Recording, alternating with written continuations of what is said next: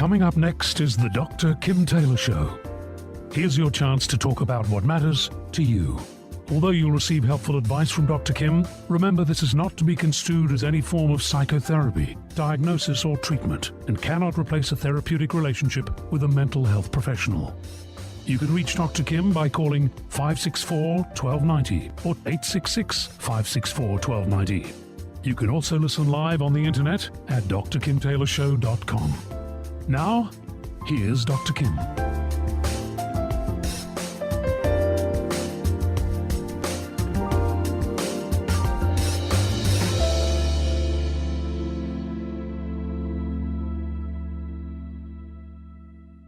You can't miss in the news today continuing stories about sexual assaults on our college campuses. Recently, I did a show on California's new legislation adopting the policy, yes means yes. This requires colleges and universities to adopt a new definition for consent when they're investigating sexual assault cases. The law now clearly states that the absence of a no is not enough. And if the student initiating the sexual encounter does not receive this yes response, either verbally or physically, then there is no consent. And if the student is intoxicated or unconscious, there certainly is no consent. The new guidelines are you have to ask, and only yes means yes. One of the important elements that I feel was missing from that show was the male perspective on this issue. So today I've lined up several male voices. The first is Derek Wakefield. He is a third-year student from UCSB who has become an active voice in speaking out against the current fraternity culture that condones sexual assaults against co-eds. My second guest is Dr. John Foubert, the national president of 1 in 4 USA. This is a national organization that's working to promote social change in the area of sexual assault prevention through research, education, and teaching personal responsibility. And then joining us will be Superior Court Judge George Eskin, and he will be talking about the legal consequences in the court system should someone get accused or convicted of sexual misconduct. It seems the consequences of this behavior is often overlooked by our youth, and lost in the process is mutual respect and responsibility. Sexual violence in our society is an issue that must be addressed, so stay with me as I continue this conversation with my guests right after the break. You are listening to Dr. Kim Taylor on KZSB AM 1290.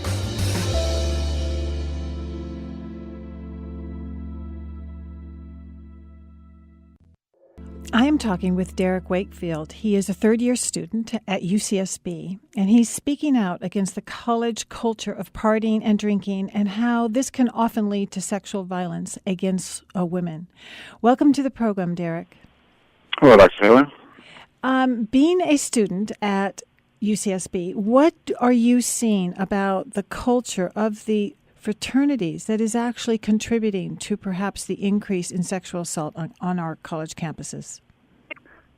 So firstly, I don't think that this is just a fraternity issue, but I think it definitely does appear the most in fraternities, where there is kind of the hyper-masculine, I suppose, like hegemonic masculine ideal of the man who goes and is, you know, probably a good student, but really the focus is look good, has big muscles, and has sex with lots of women.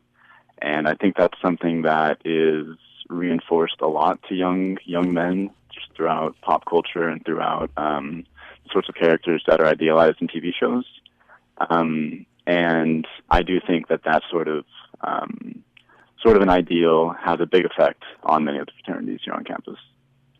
Okay, do you think it also has to do with sometimes this is their first time away from parents and that there's no one overseeing them? And it does sound in a lot of ways that a lot of alcohol is in part what happens prior to any of this going on. So I definitely do think that college and universities, it's the first time that many of these young adults have to be able to explore. Mm-hmm. And, as one myself, like, I do think that is a usually positive part of the growing process and the maturation process, and that most of the people who I know do enjoy and partake in these events responsibly. However, I do also agree that this is sort of the darker side of that partying, that whenever you do involve lots of alcohol and lots of people having sometimes their first sexual experiences, but oftentimes having their first, like, large and robust sex life, that these sorts of events can and do unfortunately occur. What are you seeing that is being done to put a stop to some of this? And it isn't necessarily that the sex that they're having, but what we're talking about here is the non-consensual sex that is going on. What do you think that perhaps the schools need to do to change this? So there are several organizations on campus, such as CARE and Take Back the Night, that do wonderful work in advocating for survivors of sexual assault and pushing for reform of sexual assault policies at the UC and statewide level. I personally am coming from an angle of, talking with fraternity men and talking with the main perpetrators of sexual assault, which is men. And, just having a one-on-one conversation with them, or, as close to a one-on-one as I can with an auditorium of people, and just go through why, firstly, that sort of non-consensual, saying, oh, until they say no, I'm going to go for it, like, that sort of attitude is unacceptable. And that this new yes is yes law makes that very explicit. And I think that law, once it starts to be applied, I'll be curious to see how the judicial branch interacts with it, because it is a little bit of a gray area in the sense that, like, once alcohol and other things are involved, it can be difficult to determine what happened. But at the same time, I think this is a much better system going forward, because instead of asking, oh, did she ever resist? The question is, oh, did she ever consent? And I think that's going to be a much easier thing to prove or disprove than the other metrics that have been set before. Mm-hmm. Derek, how did you get so involved in this yourself? So about halfway through my first year, I got involved with the Resource Center of Sexual Gender Diversity here at UCSB under the wonderful Joshua Johnson. And under that, I worked coordinating Intervening as an Ally workshops, which is this bystander intervention program that advocates for individuals who see instances of hate crimes, sexual assaults, or any sort of insensitivity, really, to speak out and become an ally for others.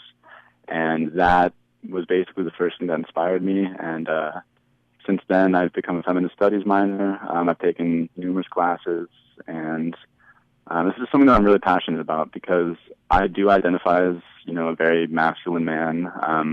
I am a fraternity brother, and I think that those things are not incongruous with somebody who actually respects your partners and somebody who is a feminist. And so I hope that, fusing those identities together can sort of undo a lot of the stigma associated with fraternities. Because although I don't think that the role of fraternities with these sexual assaults, in terms of how it's portrayed in popular culture, is necessarily accurate, but I also can't say that these perceptions are untrue, and that's unfortunate. Well, I really do feel that we need the male voice, and I really admire the fact that you are lending yours. How can we all encourage other young males to do the same thing that you're doing and to really speak up, and not just against those who are doing this, but perhaps also with the bystanders who are also watching this happen but doing nothing? It's essentially changing the narrative from, are you going to get some tonight, into, are we going to make sure that everybody has a good time at our house? That's something that members of my fraternity have definitely taken to heart, where as soon as an individual is too intoxicated, you're taking care of them. It's not even a question anymore, and I'm really proud of that. And I think it's honestly just general human respect, and I think people need to be reminded of that, and be reminded that whenever they are trying to get something, not to forget the fact that this person, is a human being. And in all honesty, I've had so many more positive interactions whenever you meet the person, like in terms of like getting to know them and actually like engaging their personality as well. And in my opinion, like I personally have really limited my alcohol intake, and I have certainly encouraged others nearby to do so, just because I do think that the moderation of those sorts of activities definitely can lead to better decisions down the line. So you have changed a lot of things that you're doing. Do you see these kinds of changes happening with your classmates on the school campuses now? Are people starting to talk about this and put words to what has been happening, but also to be able to really look at and become more conscious about the fact that this is a behavior that needs to stop and that we all need to be able to help in that process? I think it has, at least in my time here, ever since the very brutal sexual assault incidents happened last year. Mm-hmm. Ever since then, it has been a conversation about sexual assault in general, and I think what has been changing as well is taking away a lot of the skepticism, I suppose, in the male community, where a lot of them feel under attack, and letting them know this is not about you. This is about the individuals who are having their lives and their agency over their bodies taken away from them, and that you need to think about the struggles and the cares of others. And we're pushing the conversation in that direction now, because a lot of the sexual assault support was, and it was all wonderful. It was a lot of support towards survivors, mm-hmm. So it really was geared towards reacting. And you definitely need that first and foremost. And there has been proactive education as well. And so that sort of proactive effort has been sort of the new school. Mm-hmm. Not necessarily, I don't know, new school, but definitely has been the newest effort to be undertook. Okay. And we have about 60 seconds left here prior to the break. What would you like to say to those male college students who are engaging in this kind of behavior? What would you like to say to them about stopping this sexual violence against women? I mean, I think that everybody, barring some exceptions, have a mother. They have female friends. They have just friends in general. And it's something that, in my time here, I've had to take way too many, days off school because a friend of mine, would text me in the morning and say, hey, I need to talk to you about something. And then I would have to, support her the rest of the day. And just seeing the pain that those individuals go through, I would never want anybody to inflict that upon another human being.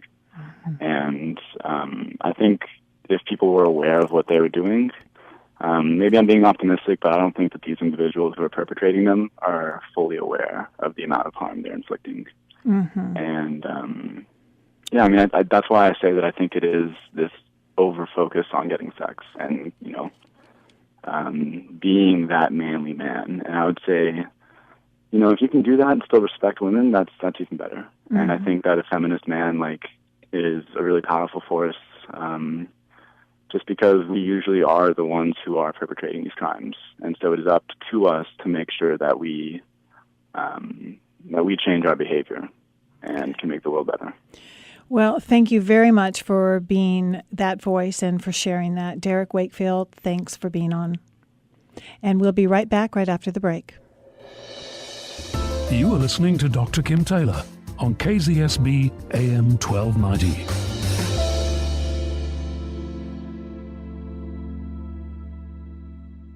If you are just joining me, we are getting the male perspective on the current culture of sexual violence on our college campuses. And I want to welcome now Dr. John Foubert. He's the national president of 1 in 4 USA. It's an organization that's trying to bridge research and putting into practice how to promote social change in the area of sexual assault. So, Dr. Foubert, thank you very much for being with us. Thank you so much for having me.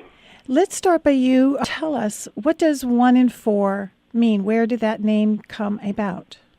Originally, it came about from a study in 1987 that was done on 32 college campuses across the country, and they found that 1 in 4 college women had survived either rape or attempted rape since their 14th birthday. And the study was repeated in the 90s and in the most recent decade, and every time it's been repeated, we continue to find that 1 in 4 college women have survived either rape or attempted rape at some point in their lifetime. So these numbers have not changed, is what you're saying?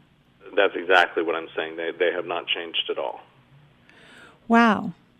So what I'm also hearing then with that is that it isn't that it's gone up or down, it's really stayed the same. So it's not more prevalent today? It is not more prevalent. I think there's more talk of it among the public lately, especially. But in terms of actual incidence rates, it's at least so far as college women are concerned, it's remained absolutely stable since the 80s. Tell us from all of your research, what do you think are the major factors that are contributing to the sexual assault? Well, I think there are a number of things. I mean, I think your guest who was just on was really right on target in his own perceptions and matching what the research shows. I mean, there tends to be not only a lot of alcohol on a college campus, which doesn't cause rape, but it coincides with it frequently. And the way in which it tends to be synonymous with rape is it's often used by a perpetrator to lower a woman's defenses. And then there is that hypermasculinity that he was speaking of, and some men who essentially don't care what someone they're with has to say. They decide that they're going to go about whatever sexual behavior that they wish to engage in without obtaining consent. And so, and then the other thing actually is a rampant use of pornography, particularly among college men, which essentially is a recipe for rape itself. Tell us from your research why that all works that way, because porn these days seems to be like something that they do just sitting waiting for class, or they seem to be on their phones and have so much more access to it than they ever did before. And are you saying that just because of this, because they're watching it more, or because of the kinds of porn that are out there now? My research has shown that it's both, that it's both the increased access and frequency with which college men are looking at it, but also the increasing violence that is in pornography, and the response that women in porn scenes tend to have is to either enjoy the activity or to have no response when they are hit. And so that combination tends to create a recipe for rape to happen. At the same time, we can't blame all of the problem of rape on pornography. I think it's one contributing factor, along with hostile masculinity, with cultures that support men's violence against women, with the amount of binge drinking that's happening on college campuses today, and a few other factors as well. Mm-hmm. Is there a profile for the perpetrators? There's not a perfect profile, but there are many different characteristics that tend to make it more likely that an individual man will commit rape. So, for example, there are 2 characteristics which I'll mention that, when combined, make a college man 10 times more likely to rape. One being that he binge drinks 2 or more times a week, and the second being that he has friends around him who support some kind of violence against women. So the peer support combined with the binge drinking tends to make it much more likely that a man will perpetrate. And this may be why that on the college campuses where they are in fraternities and or there are a lot of friends and that they're all hanging out, that this may just increase that propensity to do it rather than being on their own to do it without their friends involved. Yeah, I think a lot of perpetrators rely on the support of their friends and groups that will encourage some kind of violence against women. And it's not necessarily like they'll sit around and say, let's be violent against women this evening, but they'll say, like, well, let's go get some, and who cares if she says no? And essentially, it's saying exactly the same thing. But yeah, the perpetrators do rely on that peer support to a great degree. So who is at highest risk? What does the victim profile look like? Younger women tend to be more at risk than older women. And so on a college campus, first-year women tend to be much more at risk than seniors, for example. Women who tend to be less assertive tend to be targeted more by men who are perpetrators. And that's not to say that the women are at fault because they're less assertive. It's just that men who rape are looking for women, usually, who are less assertive and less willing to say no forcefully or otherwise respond. You have done so much research into this field, and you've written 8 books, one including the Men and Women's Program and Ending Rape Through Peer Education and the Lessons Learned. And it seems like you're really best known for your research in this area of sexual assault prevention.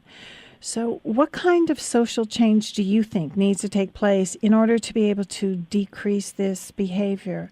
And what do your prevention programs need to have, or what do they include in order for this to happen? Well, we've done research now for almost 20 years on how to design educational interventions that will decrease sexual violence. And the programs that we do for men on college campuses and in the military combine a very strong victim empathy component so that men can gain a new understanding of what a rape experience might feel like, and then we combine that with a strong intervention in the area of bystander intervention, encouraging men to step up and step in and do something if they see a high-risk behavior rather than just sitting back and doing nothing. And the research that we've published in peer-reviewed journals shows that high-risk men who see our programs have a 40% decline in their sexual assault behavior over the course of a year. That's huge. Yeah. That's very successful. I mean, for any state to have that 40%. So it's really about being able to connect them to the empathy, to teach them that these could be their sisters, their future wives, that these are real people, that they're not just objects.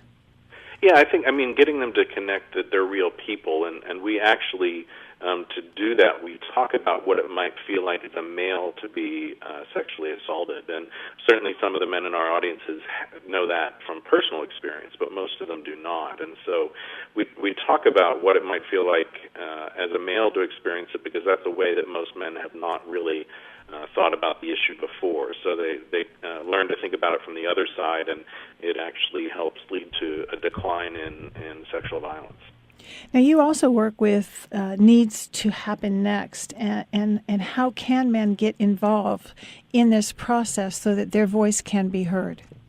Well, there are many things I think that need to happen. I mean, I've had a terrible time getting into high schools with our programs to present to men about this issue. So I think, frankly, we need to start in late elementary school, middle school, high school to educate men and women about this issue and to encourage bystander intervention.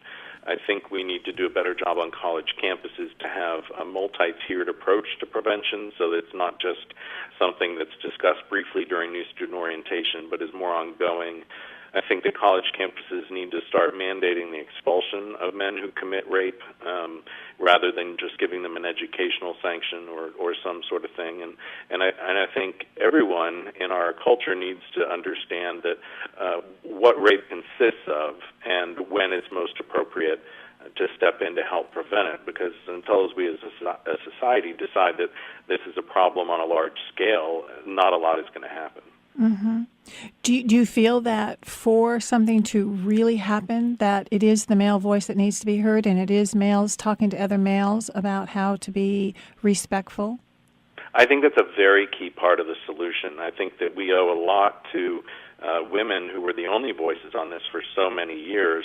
One of the unfortunate dynamics about working with high-risk men is that the only people that they'll listen to is other men in a lot of cases, and so men's involvement is absolutely critical. And also, I think for for men's peer groups to have significant numbers of people within them who are willing to step up and say, no, you're not taking that woman to your room right now. She's in no condition to be with you. And so men need to understand that there are other men in their peer groups who are going to intervene if they try anything that would be so damaging to a woman, let alone being a felony. Mm-hmm. So just as a last question here, if you had the ear of the male college student, what would you say?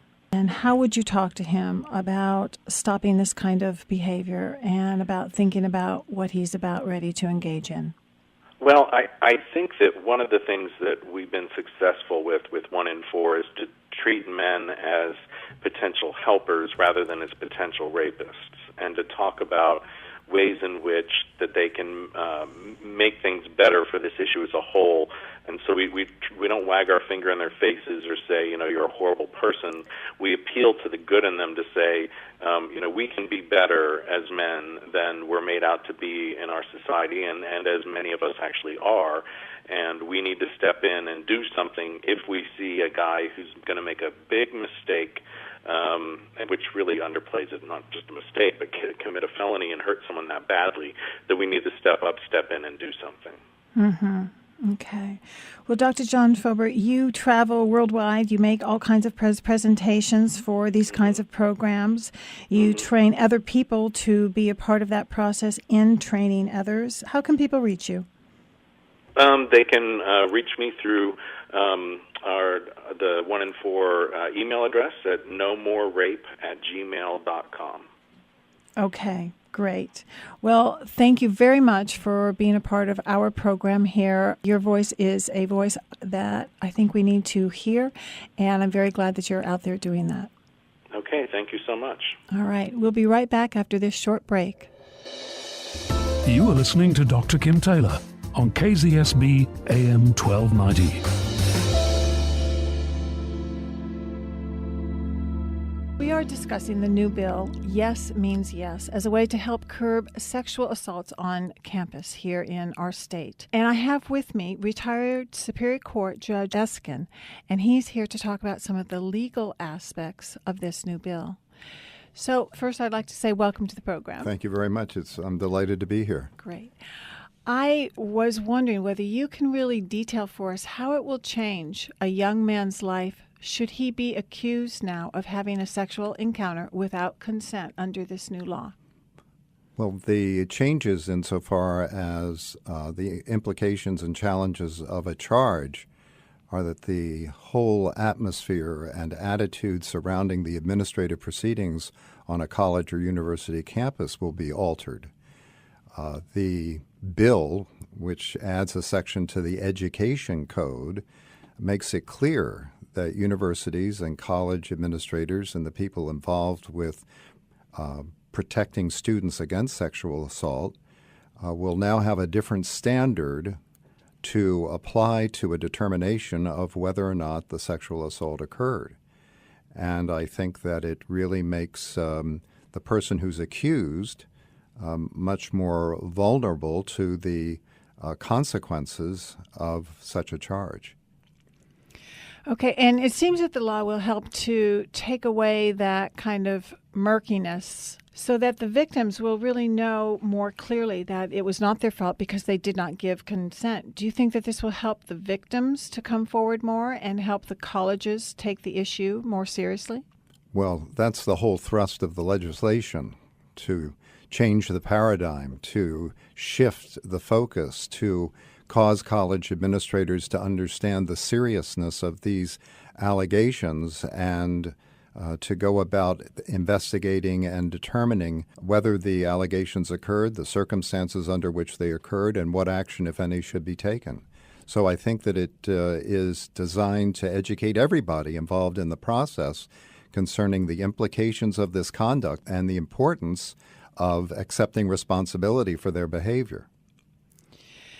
There is some concern that the bill, Yes Means Yes, will place the whole burden of proof on the accused, and that then the accused must show that he or she took steps to get consent. So will the whole burden of proof now be solely on the accused? No, I think the burden of proof remains on the the person who's made the charge or on the charge. A complaint is filed, and by a preponderance of the evidence, it must be proved that there was the consent required under the law was not obtained. The characterization of the consent being affirmative consent. Yes. I think that people are mixing up the proceedings and the implications of this law with those in the criminal prosecution. A criminal prosecution is not affected by this new law. A criminal prosecution for the crime of rape is based upon a lack of consent by the person who alleges the rape. And the statute, Penal Code Section 261 and 62 and those that follow, describe pretty clearly what consent consists of and doesn't consist of. Basically, it describes those circumstances under which a person is incapable of giving consent because of a mental disorder or some disability or intoxication or unconsciousness. Clearly, consent was not, if those elements can be proved, clearly consent was not given. This statute really focuses on educating the academic community that in situations where people engage in sexual intercourse, clearly both must give their affirmative consent to the act that occurs. Still, there is a burden on the accuser to show that the affirmative consent was not given. Do you have any thoughts about why the college administrators have such difficulty when these kinds of cases come up? That, yes, that sounds very clear what rape is, that it has to be somebody who does give consent for it not to be rape. But why are the college campuses having so much difficulty, whether they're going to prosecute, whether they're going to take the case in a serious way, to be able to help those victims that are coming up and saying, I have been raped?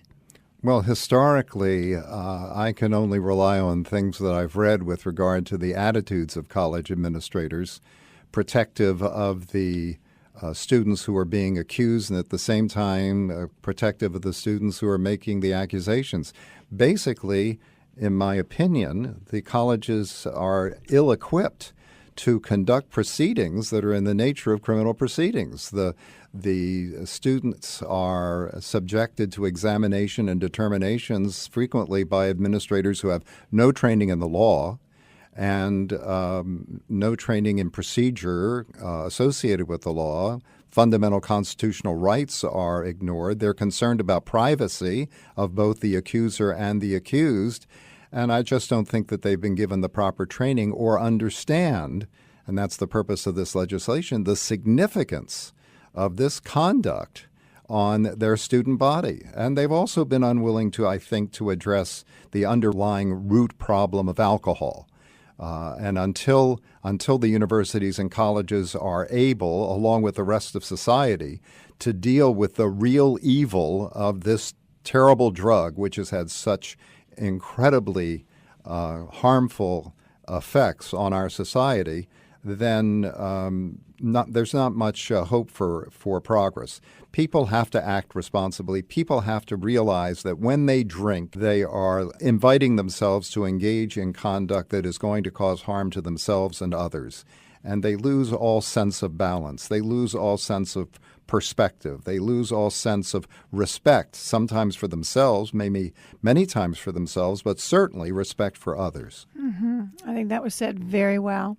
So let's be really clear that anyone who is thinking of having sex without consent, especially while under the use of drugs or alcohol, what are the legal consequences of a rape charge, and what happens in this process to a young person's life? Well, if a person is charged with the crime of rape and convicted of the crime of rape, one consequence is that they could go to state prison for, I think under Penal Code Section 263, they could go to state prison for, 3, 6, or 8 years.